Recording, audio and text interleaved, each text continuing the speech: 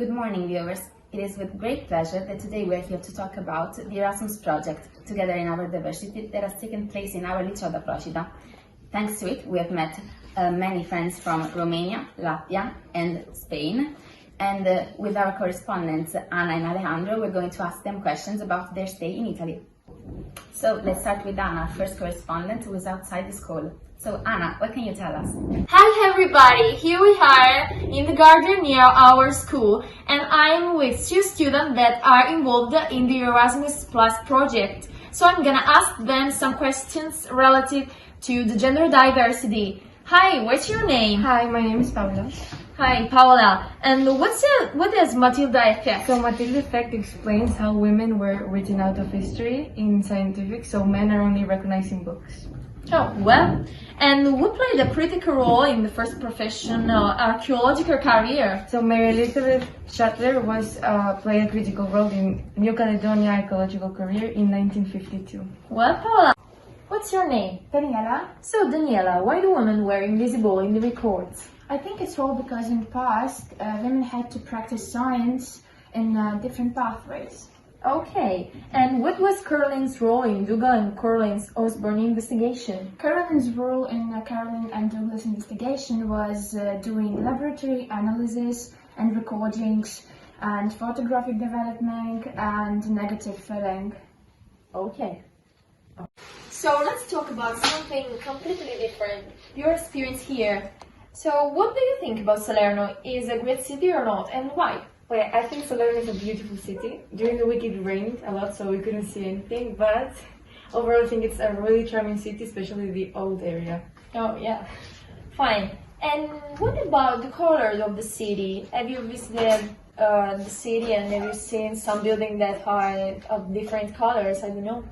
No, I think the colors of the city are the same and they are in pastel tones and they are light colors. Okay. Okay, now let's see where is Alejandro. Alejandro, where are you? Hi Anna, I'm here inside the school and I'm seeing that some students from the Erasmus project are coming, so let's ask them some questions. Hi, what's your name? Hello, my name is Yanis. Okay, Yanis, I'm going to ask you a question. Because of COVID-19, which gender has had the most problem with its job? I think that the women had the most problems with their jobs. Because the hardest hit industries with COVID-19 were food services, retails and entertainment industries.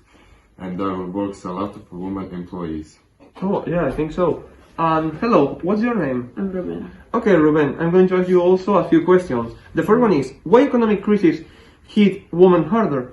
I think about, according to the record we've read before the interview, I think that women hit harder by economic crisis due to COVID-19 and they tend to earn less money and they have less access to social participation and activities and they represent the majority of simple works and jobs and therefore they have to spend their money to maintain the children. So they have less participating in the society.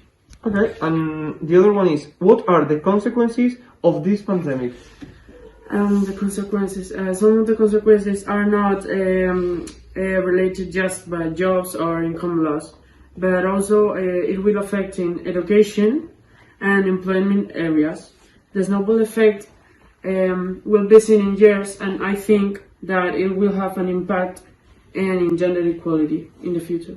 Okay, and now I'm going to ask you one question about the city where you are, okay? So I'm going to start with you. What did you like the most about Salerno? I love the old city. The streets are very small, the buildings are high. It gives me the old times. Oh yeah, they are beautiful. Yeah. And you, Ruben, what do you usually eat? Our gastronomy I think is different. In Spain we eat like cachopo is pork or or like potato omelette, like that's a type but in general the gastronomy is totally different. Yeah, it's totally different. Yeah. Now I will let you with Anna again. Thanks, Alejandro. Now we're talking about some difficulties that emerged during the pandemic, especially in our houses. So, what's your name? Olaya, And where are you from, Olaya? Spain. Okay, and what's your name? Hi, I'm David. David, where are you from? I'm from Romania. Okay, so Olaya, who clean your house? My mom usually clean in my house, and sometimes I help her with the housework. Okay, and what about you? Especially my mom does the homework, but sometimes I help her. Okay, so do you help your parents in housework? I think everyone in the house must collaborate to do the housework. Okay, that's a good answer. And Olaya, do you think that women should do specific works that are different from men's one? No, I think that women or men have the ability to do the same works that aren't works specifically for women or for men. Okay, what about you? There is works and jobs where men dominate the field, but on the other hand, we can say the same with the women. That's a biology opinion. Okay, I thought that's a tough one. So, what makes a decision in the family? In my house, it's like they talk together and they decide together the plan that they are going to do. Wonderful. And the last question, do you think that women must wash clothes and dishes and instead men don't have to? I think it's an outdated problem because nowadays we have washing machines and dishes washing machines. Oh yeah. And now women don't have to wash them. Okay, what about you, Olaya? I think that the housework must be like between both parts. It's true. Okay. Yeah, now let's see what Alejandro is doing. Hi Anna, I'm still here and now I'm with two Romanian students from the Erasmus project and I'm going to ask them some questions. Hello, what's your name? Hi, my name is Mike. Okay, Mike, so what does the term glass ceiling refers to and when it was first used? Glass ceiling refers to an invisible barrier that keeps women away from success. And it was first used in 1978 during a meeting for women's aspirations. And since then it was used as a concept by Marlene Loudon. And even after 40 years, the term is still relevant. Oh, that's nice. Hi, what's your name? My name is Nicole. Okay, Nicole. How did Marilyn come up with the concept and what did she face? So Marilyn was an experienced HR professional in the telecoms industry, and she was working back then in a field that was called a man field.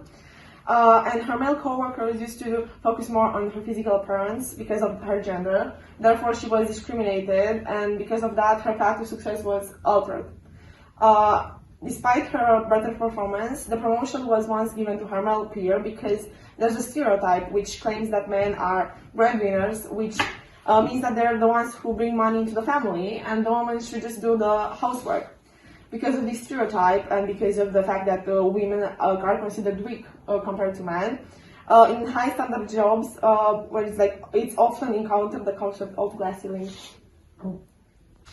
Okay, Mike, I'm going to ask you one last question and it's about Salerno. What was the best thing you have done in here? Okay, so if it is for me to think what was the best thing I have done here was meeting you guys and being in this Erasmus project. That was an amazing experience, visiting a bunch of places and making many new friends. So this is the favorite thing, my favorite thing I've done here in Salerno. Yeah, it sounds great. Thank you guys, and now to finish, we are going to go back with Anna. Well, thank you. Now we are going to talk about the topic of the day. So, what's your name? I'm Liga. So, to which it refers to the existence of gaps on women. According to UN General Assembly, these gaps mean women are really likely than men to have the education, contact and resources needed to become effective leaders. Yeah, thanks for your answer. And now, what solution do the UN Women's Program propose? The different programs try to eliminate barriers to equal participation and measure progress towards gender equality, in part by the proportion of women in parliamentary seats. Wonderful. Now let's talk about Salerno. What's your name? My name is Carmen. Okay, have you visited some great places here in Salerno?